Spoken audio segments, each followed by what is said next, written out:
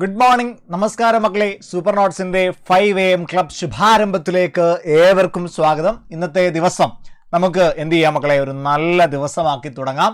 സാധാരണഗതിയിൽ പറയാറുണ്ടല്ലോ, ഈ ഓട്ട മത്സരത്തിലൊക്കെ പങ്കെടുക്കുന്ന ആളുകളില്ലേ, അപ്പോൾ റണ്ണിങ് റേസിലൊക്കെ പങ്കെടുക്കുന്ന ആളുകൾക്ക് തുടക്കം എന്ന് പറയുന്നത് വളരെ പ്രധാനപ്പെട്ടതാണ്. ഒരു ഗുഡ് സ്റ്റാർട്ട് കിട്ടിക്കഴിഞ്ഞാൽ അവർക്ക് നന്നായി ഫിനിഷ് ചെയ്യാനും കഴിയും, അവരുടെ കോൺഫിഡൻസ് ലെവൽ നന്നായി ബൂസ്റ്റ് ആകുമെന്നൊക്കെ പറഞ്ഞു കേട്ടിട്ടുണ്ട്.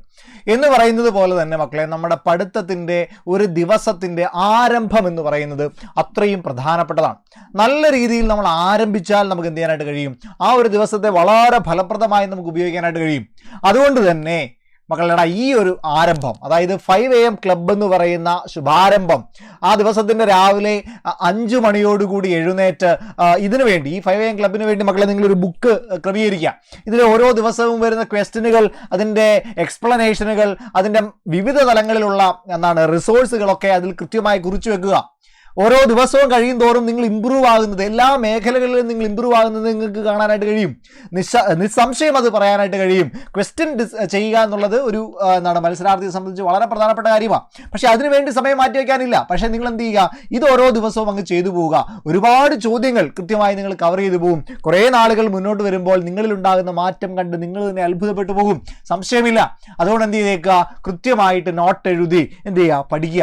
അതിനോടൊപ്പം തന്നെ എല്ലാ ദിവസവും 5 മണിയോട് കൂടി ഒരു കട്ടനൊക്കെ ഇട്ട് വന്നിരുന്ന് എന്ത് ചെയ്യുക, നന്നായി പ്രാർത്ഥിച്ച് ഒരുങ്ങി എന്ത് ചെയ്യുക, പഠിത്തത്തിന് വേണ്ടി നമ്മുടെ കൂടെ വന്നിരിക്കുക, കൃത്യമായി പഠിച്ചു തുടങ്ങുക. ആ ഒരു സ്റ്റാർട്ടിലൂടെ ആ ഒരു ദിവസം എത്ര മണിക്കൂറാണോ നിങ്ങൾക്ക് കിട്ടുക, അത്രയും മണിക്കൂർ സന്തോഷത്തോടെ പഠിച്ച് പൂർത്തിയാക്കി അന്ന് രാത്രി ഞാൻ കുറേ അധികം കാര്യങ്ങൾ പഠിച്ചു എന്ന കൃതാർത്ഥതയോടെ സന്തോഷത്തോടെ കിടന്നുറങ്ങി അടുത്ത ദിവസം എഴുന്നേറ്റ് വീണ്ടും പഠിക്കുവാനായിട്ട് നിങ്ങൾക്ക് സാധിക്കട്ടെ എന്ന് ആത്മാർത്ഥമായി പ്രാർത്ഥിച്ചുകൊണ്ട് ഇന്നത്തെ 5 AM ക്ലബിൻ്റെ ക്വസ്റ്റ്യനിലേക്ക് നമുക്ക് പോവാം. ഇന്ന് കോൺസ്റ്റിറ്റ്യൂഷനും പൊളിറ്റിയുമായിട്ട് കണക്റ്റഡ് ആയിട്ടുള്ള, ഇന്ത്യൻ കോൺസ്റ്റിറ്റ്യൂഷൻ അല്ലെങ്കിൽ ഇന്ത്യൻ പൊളിറ്റിയുമായിട്ട് കണക്റ്റഡ് ആയിട്ടുള്ള വളരെ പ്രധാനപ്പെട്ട ഒരു ചോദ്യമാണ്. അതായത് നമ്മുടെ കോൺസ്റ്റിറ്റ്യൂഷൻ നാൾവഴികൾ, അല്ലെ, ഭരണഘടനയുടെ നാൾവഴികൾ, അല്ലെങ്കിൽ ഇവല്യൂഷൻ ഓഫ് ഇന്ത്യൻ കോൺസ്റ്റിറ്റ്യൂഷൻ എന്ന് പറയുന്ന ഒരു ഭാഗമുണ്ട്. സിലബസിൽ നേരിട്ട് പറഞ്ഞിട്ടില്ലാത്തൊരു ഭാഗമാണ്. എന്നാൽ നമ്മുടെ LSGSന്റെ സെക്കൻഡ് സ്റ്റേജ് പരീക്ഷ നടന്നപ്പോൾ, അതായത് മെയിൻസ് പരീക്ഷ നടന്നപ്പോൾ അതിൻ്റെ സെക്കൻഡ് പേപ്പറിൽ ഇന്ത്യൻ പൊളിറ്റി എന്ന് പറയുന്ന ഒരു 15 മാർക്കിന്റെ റീജിയൻ ഉണ്ട്. ആ സിലബസിൽ എന്ത് പറഞ്ഞിട്ടുണ്ട്, ഇവല്യൂഷൻ ഓഫ് ഇന്ത്യൻ കോൺസ്റ്റിറ്റ്യൂഷൻ പറഞ്ഞിട്ടുണ്ട്. അതുകൊണ്ട് തന്നെ വളരെ പ്രധാനപ്പെട്ടതായി മാറിക്കൊണ്ടിരിക്കുകയാണ്. എന്നാൽ അതിന് മുമ്പ് തന്നെ എന്ത് ചെയ്തിട്ടുണ്ട്, പല പരീക്ഷകൾക്കും PSC പയറ്റി നോക്കിയിട്ടുള്ള ഒരു ഭാഗമാണത്. അത് വളരെ പ്രധാനപ്പെട്ടതാണ്. ഒരു കോൺസ്റ്റിറ്റ്യൂഷൻ പഠിച്ചു തുടങ്ങുന്ന വ്യക്തി എങ്ങനെയാണ് ഈ കോൺസ്റ്റിറ്റ്യൂഷനിലേക്ക് ഇന്ത്യ എത്തിയത്, അല്ലെ, അതിന് മുൻപുണ്ടായിരുന്ന പ്രധാനപ്പെട്ട നിയമങ്ങൾ എന്തൊക്കെയാണ് എന്ന് പഠിക്കേണ്ടത് വളരെ പ്രധാനപ്പെട്ട ഒരു കാര്യമാണ്. ഓക്കെ, അതുമായി ബന്ധപ്പെട്ടിട്ടുള്ള ഒരു ചോദ്യമാണിത്. നമ്മളിതിനെ വളരെ ഡീറ്റെയിൽഡ് ആയിട്ട് മനസ്സിലാക്കാൻ പോവാം. അപ്പോൾ ഒരിക്കൽ കൂടി എല്ലാവർക്കും 5 AM club super notes #SN 5 AM ക്ലബിലേക്ക് സ്വാഗതം. ഓക്കെടാ, നമുക്ക് ചോദ്യത്തിലേക്ക് കടക്കാം. ഇതാണ് ഇന്നത്തെ ചോദ്യം. അതായത് 2023 ഡിഗ്രി പ്രിലിമിനറിയുടെ സ്റ്റേജ് 1 അതായത് ക്വസ്റ്റ്യൻ പേപ്പർ കോഡാണ് ഇവിടെ കൊടുത്തിരിക്കുന്നത്. 031/2023 എന്ന് പറയുന്ന ക്വസ്റ്റ്യൻ പേപ്പർ കോഡിലെ A കോഡിലുള്ള 7ാമത്തെ ചോദ്യമാണ് ഇത്. ഇന്ത്യൻ പൊളിറ്റിയുടെ വളരെ പ്രധാനപ്പെട്ട ചില നിയമങ്ങളെ കോട്ട് ചെയ്യുന്നൊരു ക്വസ്റ്റ്യനാണ്. അതായത് ഇവിടെ നോക്കിയേ, ചോദ്യം ഇങ്ങനെയാണ്: ഇന്ത്യയിലെ ബ്രിട്ടീഷ് ഭരണത്തെക്കുറിച്ച് ഉള്ള വസ്തുതകളാണ് കൊടുത്തേക്കുന്നത്. ബ്രിട്ടീഷ് ഭരണകാലത്തിലുള്ള ചില വസ്തുതകളാണ്. നോക്കിയടാ, 4 ഓപ്ഷനുകളുണ്ട്. അതിൽ ഇവിടെ നോക്കിയതിന് ശേഷം നിങ്ങൾക്ക് ഇവിടെ നോക്കാം, ഇവിടെ ശരിയാണ് എന്നുള്ളതാണ് പറഞ്ഞിരിക്കുന്നത്. ശരിയാണ്, എല്ലാം ശരിയാണ്. അപ്പോൾ ശരിയാണ് നമുക്ക് കണ്ടുപിടിക്കേണ്ടത്. ഓക്കെ, നമുക്ക് ആദ്യത്തെ സ്റ്റേറ്റ്മെന്റ് വായിച്ചു നോക്കാം. ഡിവൽ ഗവൺമെന്റ് എന്ന് വിളിക്കപ്പെടുന്ന ഭരണ സംവിധാനവുമായി ബ്രിട്ടീഷുകാരുടെ ആദ്യ കൂട്ടുകെട്ട്. ഒന്നാമത്തെ സ്റ്റേറ്റ്മെന്റ്. 2 നോക്കി, റെഗുലേറ്റിംഗ് ആക്ട് പ്രകാരം 1774 സർ എലിജ ഇംബെ ചീഫ് ജസ്റ്റിസായി സുപ്രീം കോടതി സ്ഥാപിതമായി. അടുത്ത് നോക്കിയടാ, 3ാമത്തെ പിറ്റ്സ് ഇന്ത്യ ആക്ട് 1784 പ്രകാരം, അല്ലെ, പ്രധാനമായും ലണ്ടനിലെ കമ്പനിയുടെ ഹോം ഗവൺമെന്റിൽ ചില മാറ്റങ്ങൾ കൊണ്ടുവന്നു. അടുത്ത് നോക്കിയ 4ാമത്തെ 1813 ചാർട്ടർ ആക്ട് വഴി കമ്പനിക്ക് ഇന്ത്യയുമായുള്ള വ്യാപാരത്തിന്റെ കുത്തക നഷ്ടപ്പെട്ടെങ്കിലും ചൈനയുമായുള്ള വ്യാപാരത്തിന്റെയും തേയില വ്യാപാരത്തിന്റെയും കുത്തക എന്ത് ചെയ്തു, തുടർന്നു. 4 സ്റ്റേറ്റ്മെന്റുകളാണ്. ഈ 4 സ്റ്റേറ്റ്മെന്റുകളിൽ പ്രധാനമായിട്ട് 3 ആക്ടുകളാണ് ഡിസ്കസ് ചെയ്യപ്പെടുക. അതായത് നമുക്കറിയാം, ക്രൗൺ റൂളർ എന്നും അതിനു മുമ്പ് കമ്പനി റൂളർ എന്നും കമ്പനി ഭരണമെന്നും 2ആയിട്ടാണ് ബ്രിട്ടീഷുകാരുടെ ഭരണകാലത്തെ വിഭജിച്ചിട്ടുള്ളത്. 1773 ആദ്യത്തെ ആക്ട്, റെഗുലേറ്റിംഗ് ആക്ട് വരുന്നത് മുതൽ 1858 അല്ലെങ്കിൽ ഒരു 53 വരെ 53-ലെ ആക്ട് ചാർട്ടർ ആക്ട് വരെയുള്ള കാലഘട്ടം കമ്പനി റൂൾ എന്നും 1858 അതായത് 57-ലെ ശിപ്പായി ലഹളയ്ക്ക് ശേഷം 1858 ഗുഡ് ഗവേണൻസ് എന്ന് പറഞ്ഞുകൊണ്ട് ഇന്ത്യക്ക് ഒരു നല്ല ഭരണം കാഴ്ചവെക്കാനുള്ള ഭരണം എന്ന് പറഞ്ഞുകൊണ്ട് ആക്ട് എന്ന് പറഞ്ഞുകൊണ്ട് 1858-ലെ ഗവൺമെന്റ് ഓഫ് ഇന്ത്യ ആക്ട് വരുന്നത് മുതൽ 1947-ലെ ഇന്ത്യൻ ഇൻഡിപെൻഡൻസ് ആക്ട് വരെയുള്ള കാലഘട്ടം ക്രൗൺ റൂൾ എന്ന് പറയപ്പെടും. ഓക്കെ അല്ലടാ. അപ്പൊ ഇങ്ങനെ 2 കാലഘട്ടങ്ങളായിട്ട് ഈ നിയമങ്ങളെ തിരിച്ചിട്ടുണ്ട്. ഭരണകാലത്ത് ബ്രിട്ടീഷ് ഭരണത്തെ തിരിച്ചിട്ടുണ്ട്. അതിലെ പ്രധാനപ്പെട്ട 3 നിയമങ്ങളാണ് ഇവിടെ ഡിസ്കസ് ചെയ്യപ്പെടുക. ഒന്ന് regulating act 1774, then Pitt's India act 1784, then 1813-ലെ ചാർട്ടർ ആക്ട്. ഇത് 3ഉം കമ്പനി റൂളിലുള്ള നിയമങ്ങളാണ്. കമ്പനി റൂളിൽ ആകെ എന്ത് ചെയ്യുന്നുണ്ട്, നമ്മളൊരു 8ഓളം നിയമങ്ങൾ പഠിക്കുന്നുണ്ട്. അതിലെ പ്രധാനപ്പെട്ട 3 നിയമങ്ങൾ, ആദ്യം വരുന്ന 3 നിയമങ്ങൾ ഓക്കെയാണ്. ആ ഒരു ധാരണ നിങ്ങൾക്ക് മനസ്സിലായി. ശരി, നമുക്കിനിയും ഇതിന്റെ കണ്ടന്റ് എവിടെയാണെന്ന് നോക്കാം. ഇത് എവിടെ നിന്നാണ് ഈ സോഴ്സ്, ഈ ക്വസ്റ്റ്യന്റെ സോഴ്സ് എവിടെ നിന്നാണെന്ന് നോക്കാം. അതായത് ഇതിന്റെ ഉത്തരം വരുന്നത് ഇത് 4ഉം ശരിയാണ് കേട്ടോ. ഈ 4 സ്റ്റേറ്റ്മെന്റും ശരിയാണ്. ഇത് എങ്ങനെയാണ് ശരിയാവുന്നത് നമുക്ക് നോക്കാം. ഓപ്ഷൻ ഡി ആണ് ഇതിന്റെ ഉത്തരമായിട്ട് വരിക. ഓക്കെടാ, ഓപ്ഷൻ ഡി ആണ് ഉത്തരമായിട്ട് വരിക. എങ്ങനെയാണ് ഇത് വന്നതെന്ന് നമുക്ക് നോക്കാം. അതായത് ഈ ക്വസ്റ്റ്യന്റെ സോഴ്സ് തപ്പി പോകുമ്പോൾ മക്കളുടെ SCERT NCERT നോക്കി കഴിഞ്ഞാൽ ഇത്രയും ഡീറ്റെയിൽ ആയിട്ട് നമുക്ക് എന്ത് ചെയ്യാനായിട്ട് കഴിയില്ല. ഈ ചോദ്യം അറ്റൻഡ് ചെയ്യാനുള്ള ഇൻഫർമേഷൻ കാണാൻ കഴിയില്ല. SCERT-യിലും കാണില്ല, NCERT-യിലും കാണില്ല. ഇത്രയും ഡീറ്റെയിൽഡ് ആയിട്ടുള്ള ഉത്തരം കണ്ടുപിടിക്കാനായിട്ട് നമുക്ക് കഴിയില്ല. പിന്നെ എവിടെ പോകണം? അതിനുള്ള സോഴ്സ് ആണ് ഈ കിടക്കുന്നത്, ലക്ഷ്മികാന്തിന്റെ ഇന്ത്യൻ പൊളിറ്റി. ലക്ഷ്മികാന്തിന്റെ ഇന്ത്യൻ പൊളിറ്റിയാണ് ഇന്ത്യൻ കോൺസ്റ്റിറ്റ്യൂഷന്റെ മർമ്മം എന്നറിയപ്പെടുക, അല്ലെ, ബൈബിൾ എന്നറിയപ്പെടുന്നത്. UPSC പരീക്ഷകൾക്കൊക്കെ വളരെ സാധാരണമായിട്ട് ഉപയോഗിച്ചുകൊണ്ട് വരുന്ന ഒരു പക്ഷേ 8, 9, 10, 15 തവണയൊക്കെ വായിച്ചു പോകുന്ന ഒരു ടെക്സ്റ്റ് ബുക്കാണ് ഇന്ത്യൻ പൊളിറ്റി. വളരെ സമഗ്രമായി ഇന്ത്യൻ കോൺസ്റ്റിറ്റ്യൂഷനെ ഒരു വിദ്യാർത്ഥിക്ക് മനസ്സിലാകുന്ന തലത്തിൽ ചിത്രീകരിച്ചിരിക്കുന്ന ഒരു ബുക്കാണ് ലക്ഷ്മികാന്തിന്റെ ഇന്ത്യൻ പൊളിറ്റി. അപ്പൊ ഇന്ത്യൻ പൊളിറ്റിയിൽ ആദ്യത്തെ ചാപ്റ്റർ, ഫസ്റ്റ് ചാപ്റ്റർ എന്ന് പറയുന്നത് ഈ പറയുന്ന എവല്യൂഷനാണ്. അതായത് കോൺസ്റ്റിറ്റ്യൂഷൻ എങ്ങനെ ഉണ്ടായി എന്നുള്ളതിന്റെ എവല്യൂഷനാണ്. അവിടെ പറയുന്ന ഭാഗമാണ് ഇത്. ഇവിടെ തന്നിരിക്കുന്ന പോയിന്റുകൾ അതേപടി എവിടെ കാണാൻ പറ്റും? ഈ ചോദ്യത്തിൽ കാണാൻ പറ്റും. നമുക്ക് ഈ 3 ആക്ടുകളും ഒന്ന് വിശകലനം ചെയ്യാം. അപ്പൊ ആ ആക്ടുകളിൽ എങ്ങനെയാണ് ഈ ക്വസ്റ്റ്യൻ വന്നിരിക്കുന്നത്, എവിടെ നിന്നാണ് വന്നിരിക്കുന്നത് നിങ്ങൾക്ക് മനസ്സിലാവും.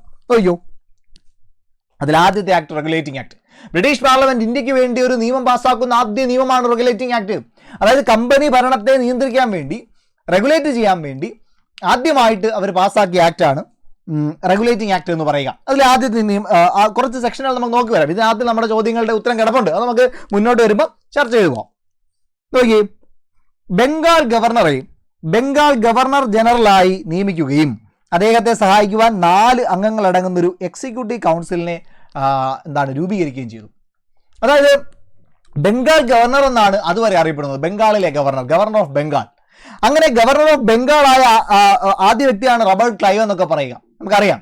അങ്ങനെ അവസാനത്തെ ഗവർണർ ജനറൽ, നമ്മുടെ ബംഗാളിലെ ഗവർണറായിട്ട് മാറുന്നത് ആരാണ്? അത് വാറൻ ഹേസ്റ്റിങ്സ് ആണ്. ഈ വാറൻ ഹേസ്റ്റിങ്സ് തന്നെയാണ് ആദ്യത്തെ ഗവർണർ ജനറൽ ആയിട്ട് മാറുക.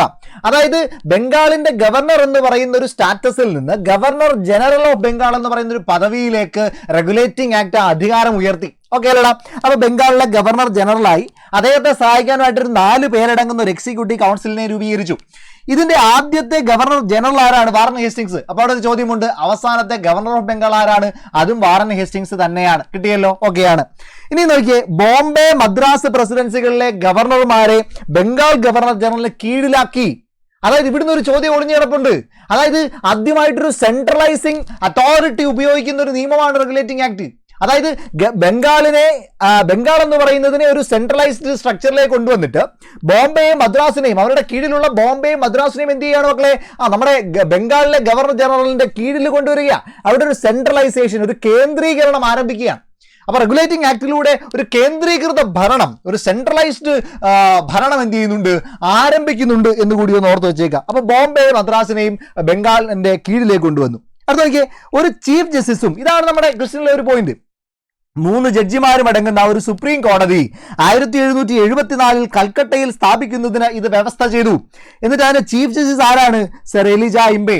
നമ്മുടെ ചോദ്യത്തിലെ ഓപ്ഷൻ നോക്കിയടാ, ചോദ്യത്തിന്റെ ഓപ്ഷൻ നോക്കിയേ, ഇവിടെ കിടപ്പുണ്ട്. ഓക്കെ, ഇതാണ് ഇവിടെ കിടപ്പുണ്ട്. അതായത് റെഗുലേറ്റിംഗ് ആക്ട് പ്രകാരം 1774 സർ എലിജ ഇംബെ ചീഫ് ജസ്റ്റിസ് ആയി സുപ്രീം കോടതി സ്ഥാപിതമായി. ശരിയല്ലേ? അപ്പൊ എവിടെ കിടപ്പുണ്ട്? ലക്ഷ്മികാന്തിൽ ഈ പോയിന്റ് കിടപ്പുണ്ട്. ഒന്നാമത്തെ പോയിന്റ് ശരിയാണെന്ന് മനസ്സിലായല്ലോ, അല്ല രണ്ടാമത്തെ പോയിന്റ് ശരിയാണെന്ന് മനസ്സിലായല്ലോ, ഓക്കെയാണ്. ഇനി അതിന്റെ ബാക്കി നമുക്ക് നോക്കാം. ഓക്കെ, ഏതെങ്കിലും ഒരു സ്വകാര്യ വ്യാപാരം അല്ലെങ്കിൽ സമ്മാനങ്ങൾ കൈക്കൂലി സ്വീകരിക്കുന്നതിൽ നിന്ന് കമ്പനിയുടെ സേവകരെ, അതായത് കമ്പനിയുടെ ജോലിക്കാരും തന്നെ എന്ത് ചെയ്യാനായിട്ട് പാടില്ല, ഏതെങ്കിലും കൈക്കൂലി വാങ്ങാനായിട്ടോ സമ്മാനങ്ങൾ വാങ്ങാനായിട്ടോ അല്ലെങ്കിൽ പ്രൈവറ്റ് ആയിട്ടുള്ള ഏതെങ്കിലും തൊഴിലുകൾ ചെയ്യാനായിട്ടോ വ്യാപാരം നടത്താനായിട്ടൊന്നും പാടില്ല എന്ന് വിലക്കുകയും ചെയ്തു. അപ്പോൾ ഇതാണ് റെഗുലേറ്റിംഗ് ആക്ട്. ഓക്കെ അല്ലേ? പ്രധാനമായിട്ടും ഓർത്തിരിക്കേണ്ടത് ബംഗാളിലെ ഗവർണർ ജനറലായി. ആദ്യത്തെ ഗവർണർ ജനറൽ ഓഫ് ബംഗാൾ എന്നറിയപ്പെടുന്നത് വാറൻ ഹേസ്റ്റിങ്സ് ആണ്. ബോംബെ, മദ്രാസ് എന്നിവരെ ആരുടെ കീഴിൽ കൊണ്ടുവന്നു? ബംഗാളിന്റെ കീഴിൽ കൊണ്ടുവന്നു. ഒരു സെൻട്രലൈസേഷൻ ആരംഭിച്ചു. ഒരു ചീഫ് ജസ്റ്റിസിന്റെ നേതൃത്വത്തിൽ 3 ജഡ്ജിമാരുൾപ്പെടെ ഒരു സുപ്രീം കോടതി ആദ്യമായി 1774 കൽക്കട്ടയിൽ കൊണ്ടുവരികയും ചീഫ് ജസ്റ്റിസ് ആയിട്ട് സർ എലിജയിമ്പ വരികയും ചെയ്തു. ചോദ്യത്തിലുള്ള ഓപ്ഷനാണ് അല്ലേ? അടുത്ത നോക്കിയേ, ഏതെങ്കിലും ഒരു സ്വകാര്യ വ്യാപാരം ചെയ്യുന്നതിൽ നിന്ന്, കൈക്കൂലി വാങ്ങുന്നതിൽ നിന്ന്, സമ്മാനങ്ങൾ സ്വീകരിക്കുന്നതിൽ നിന്ന് കമ്പനിയുടെ സേവകരെ വിലക്കി. ഓക്കെ, ഇത് റെഗുലേറ്റിംഗ് ആക്ട്. അടുത്ത ആക്ട് നമ്മൾ പറഞ്ഞ അടുത്ത ആക്ട് പിറ്റ്സ് ഇന്ത്യ ആക്ട് ആണ്. 1784 പിറ്റ്സ് ഇന്ത്യ ആക്ട്. ഇതിനിടയ്ക്ക് ഒരു അമെൻഡിങ് ആക്ട് ഉണ്ട്. 1781 അമെൻഡിങ് ആക്ട് ഒക്കെ ഉണ്ട്. അത് നമ്മൾ തൽക്കാലം നോക്കുന്നില്ല, ചോദ്യത്തിലേ നോക്കാം. ഓക്കെ, അപ്പോൾ പിറ്റ്സ് ഇന്ത്യ ആക്ട് എവിടെയാണ്? 1784 പിറ്റ്സ് ഇന്ത്യ ആക്ട് എന്ന് പറഞ്ഞാൽ വില്യം പിറ്റ്സ് എന്ന് പറയുന്ന ബ്രിട്ടീഷ് പ്രധാനമന്ത്രി അന്ന് കൊണ്ടുവന്ന പാർലമെന്റിൽ അവതരിപ്പിച്ച ഒരു നിയമമാണിത്, പിറ്റ്സ് ഇന്ത്യ ആക്ട്. അതുകൊണ്ടാണ് ആ പേര് അങ്ങനെ കിട്ടിയത്, പിറ്റ്സ് ഇന്ത്യ ആക്ട് എന്ന്. ഓക്കെ, പിറ്റ്സ് ഇന്ത്യ ആക്ട് 1784 വർഷം അങ്ങ് പഠിച്ചു വെച്ചേക്കണേ. അടുത്ത് നോക്കിയേ, കമ്പനിയുടെ പ്രവർത്തനങ്ങൾ വാണിജ്യവും രാഷ്ട്രീയവും എന്ന് വേർതിരിച്ചു. ഓക്കെ, അപ്പൊ 2 തരത്തിലേക്ക് കമ്പനിയുടെ പ്രവർത്തനങ്ങളെ അങ്ങ് തിരിക്കുകയാണ്. ഒന്ന് കൊമേഴ്സ്യൽ, 2 പൊളിറ്റിക്കൽ. അപ്പൊ ഭരണത്തെ വിഭജിക്കുന്നതാണ് ഇവിടെ. അപ്പൊ പിറ്റ്സ് ഇന്ത്യ ആക്ട് എത്തിയപ്പോഴത്തേക്കും ഭരണത്തെ 2ആയിട്ട് വിഭജിക്കുക. വാണിജ്യമെന്നും കൊമേഴ്സ്യൽ എന്നും പൊളിറ്റിക്കൽ എന്നും ഭരണത്തെ മക്കളെ 2ആയിട്ട് തിരിക്കുക.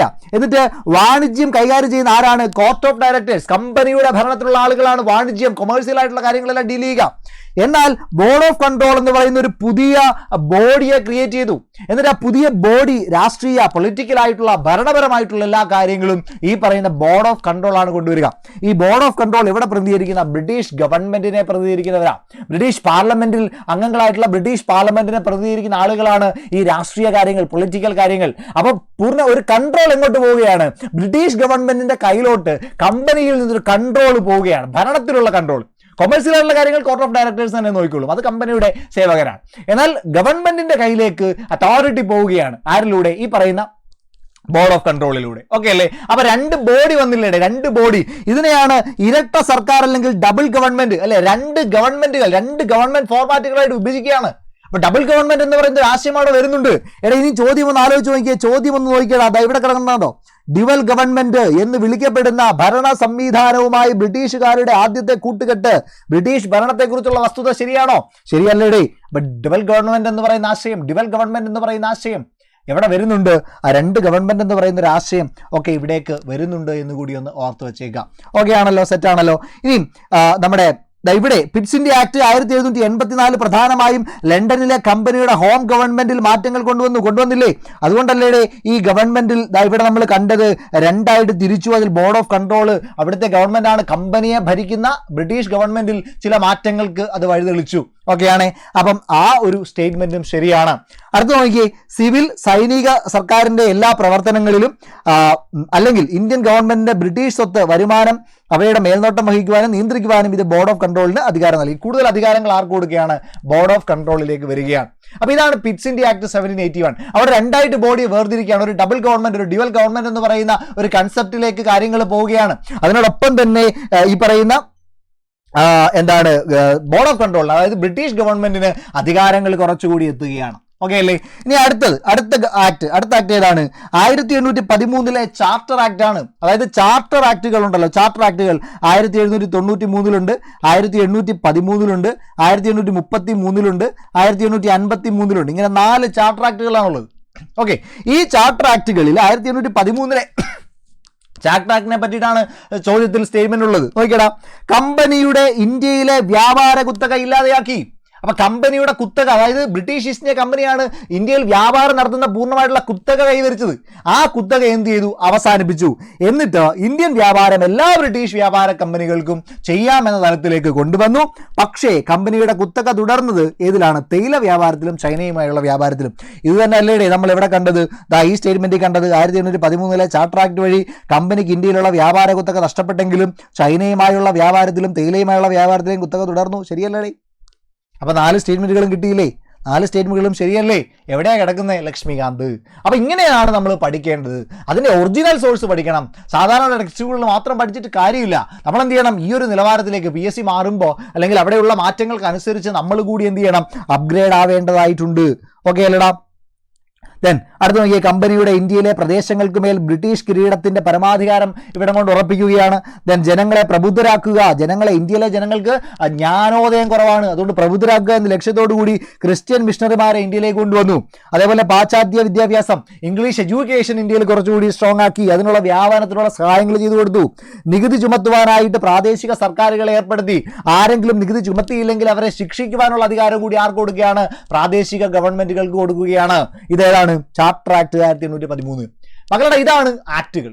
അപ്പോൾ ഇവിടെ നിങ്ങൾക്കൊരു ആശയം മനസ്സിലായി. നമ്മൾ പഠിക്കുമ്പോൾ കുറച്ചുകൂടി വാസ്റ്റ് ആയിട്ട് ലക്ഷ്മികാന്ത് പോലെയുള്ള ടെക്സ്റ്റ് ബുക്കുകളിലേക്ക് കൂടി കടന്നു വേണം പഠിക്കാൻ. അല്ലാതെ ഒരു ബേസ് ലെവലിൽ നിന്ന് SCRT NCRT അല്ലെങ്കിൽ നമ്മുടെ റാങ്ക് ഫയലുകളൊന്നും മാത്രം പഠിച്ചിട്ട് പോയിട്ട് പരീക്ഷ എഴുതാനായിട്ട് കഴിയില്ല, നമ്മൾ കുഴയും എന്ന് ചിത്രീകരിക്കുന്ന കാണിച്ചു തരുന്ന ഒരു ഭാഗമാണിത്. ഓക്കെ ആണല്ലോ? അപ്പോൾ ഈ ഒരു സെഷൻ നിങ്ങൾക്ക് ഉപകാരപ്പെട്ടു എന്ന് വിചാരിക്കുകയാണ്. ഈ ഒരു സെഷൻ ഇവിടെ കൊണ്ട് ഇനിയും അവസാനിപ്പിക്കരുത്, പോയി കിടന്ന് ഉറങ്ങരുത്. എന്ത് ചെയ്യുക? ഈ ദിവസം നന്നായിട്ട് പഠിക്കുക, നല്ല ഉന്മേഷത്തോടു കൂടി പഠിക്കുക, കൂടുതൽ വായിക്കുക, കൂടുതൽ പഠിക്കാനായിട്ടുള്ളൊരു ആഗ്രഹം മനസ്സിൽ ഡെവലപ്പ് ചെയ്തെടുക്കുക. അടുത്ത 5 AM ക്ലബിലെ സെഷനുമായിട്ട് മറ്റൊരു എപ്പിസോഡിൽ കാണാം. അതുവരേക്കും താങ്ക് യു.